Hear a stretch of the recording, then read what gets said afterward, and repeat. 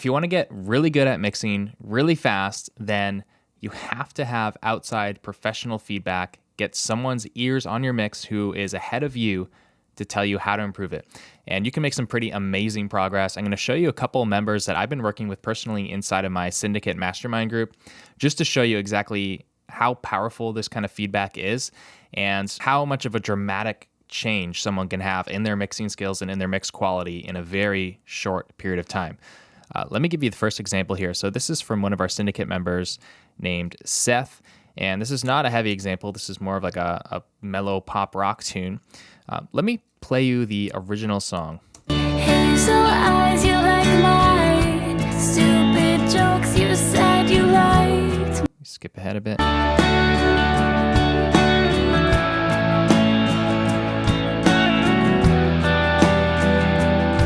Now, after a little bit of feedback, listen to where he ended up.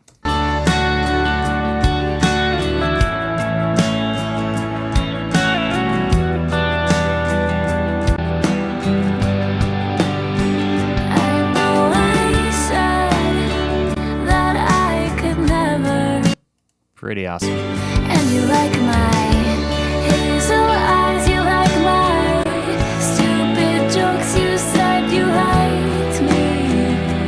From the moment that I spoke, well, I like you. I mean, the difference is night and day. It's basically from like a fairly amateur basement demo sound to like a pretty polished pro mix. So let's dive in and I'll show you more about how we actually achieve this together. So when I started working with Seth, this is one of the first mixes that I heard from him. And I could tell that the vocal processing was pretty decent. You know, the performances were all right. The guitar tones were all good. It was just the drums just did not sound professional. They didn't have the right mix. And so one of the first things we did was dive into this song.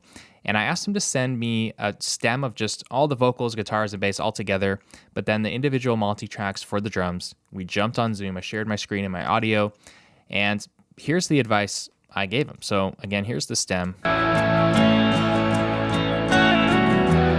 And then here are the raw drum tracks. Well, actually they're not raw because I've processed them now.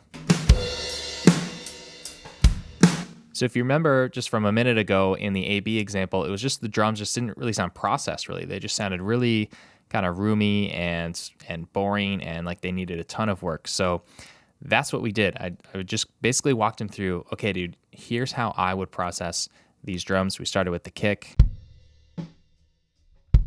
First some EQ. Some saturation. Then I said you could also probably add in a kick sample here. He actually already had one, and I just replaced it with more of an aggressive kick. Give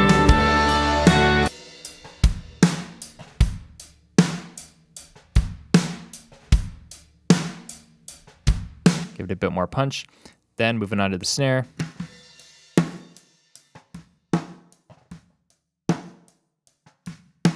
We really went high level on this call, so I wasn't going to do a full out mix of the drums for him, but basically it was like, here's the main points.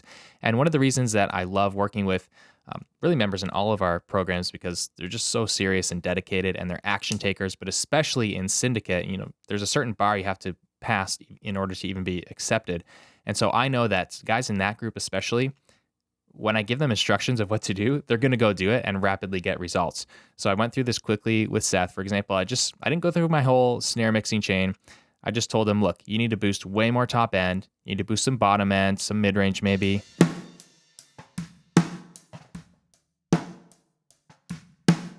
And then on your snare bottom, you need to have this really bright.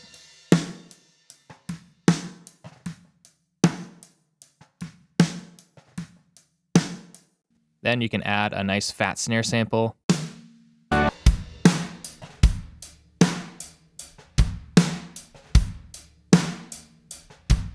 And then figure out the rest. We didn't even touch toms, didn't talk about that. I showed him what I would do on the overheads. You know, the overheads are a bit of a problem.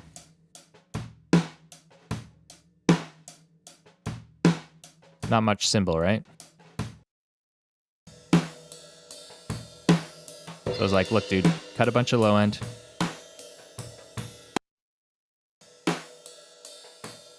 Grab this oxygen plugin, crank up the cymbal mix in there.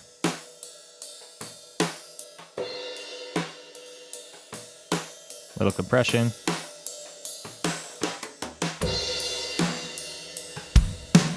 And then on the drum bus, use some compression, some parallel.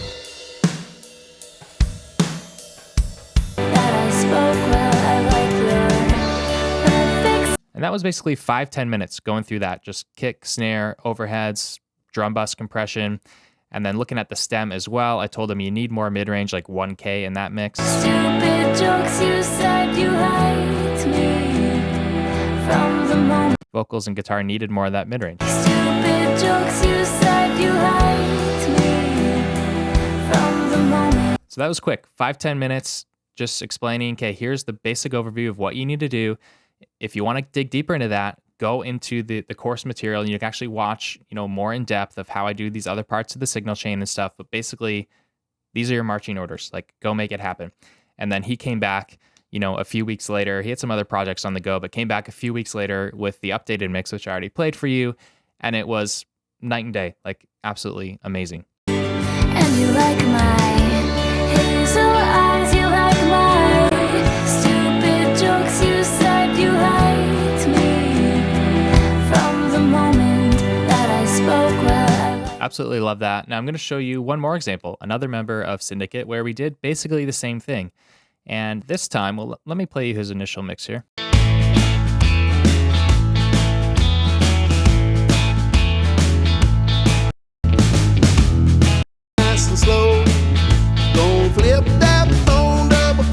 Now, I thought this was in a pretty good starting point, but I knew there were some things we can improve. So we did the same thing. This time, I got him to send me just stereo stems of everything, like drums, bass, acoustic, guitars, vocals, background vocals. And we did the same thing. In this case, we didn't even jump on a call. I just made him a video just explaining what I would do with his mix. So, for example, on the drum bus. There was just too much of this like 700, 800 hertz in the mix. That kind of honky sound. So I said, look, dude, listen to this. Cut out some of those frequencies in your drums.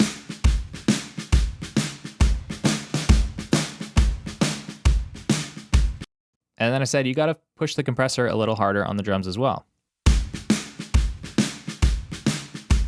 Now, you don't need this to slam in this type of song, but it needs to have just a little more consistency and glue and push on the drums.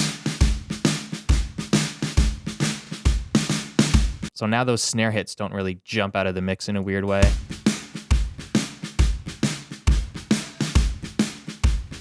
It's nice and glued. And then I said you could fatten this up a little bit with some dark saturation.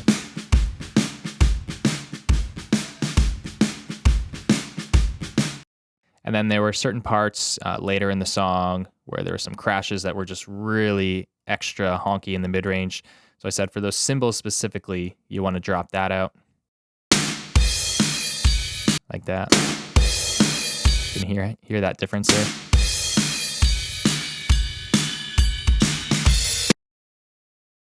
So if we A-B this whole chain.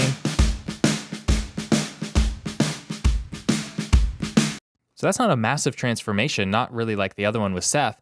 But again, when you're trying to push to that highest level and get as good as you can be at this, it's these little tweaks, these extra 5-10% that really makes the difference. So we did that on John's drums. Then I didn't touch the bass. I thought that was all right. Acoustic guitars, I said you got to have this a little brighter.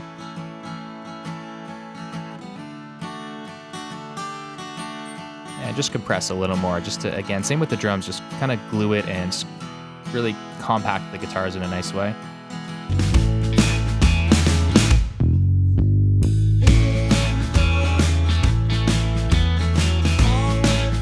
And the last thing I touched on was the background vocals. If you listen to his mix here.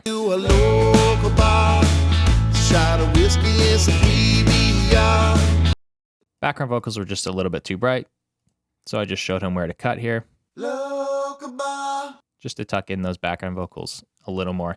Now there's some other things that we talked about for this. You can see I've got these little exclamation marks marking different parts of the song. This is where actually editing needed to be fixed on some of the drums and guitar parts. So I went through the whole song. It said like here, here, here, here. I had this big list of sections where he needed to tighten up the editing. And then that was it. Again, this is a short, maybe 10-minute video that I sent to him, and then he sent me a new version back. And just like Seth, he's an action taker. He made it happen, took the advice, ran with it, and got this. We're gonna hit that floor, dust the door, gonna spin it back around to me.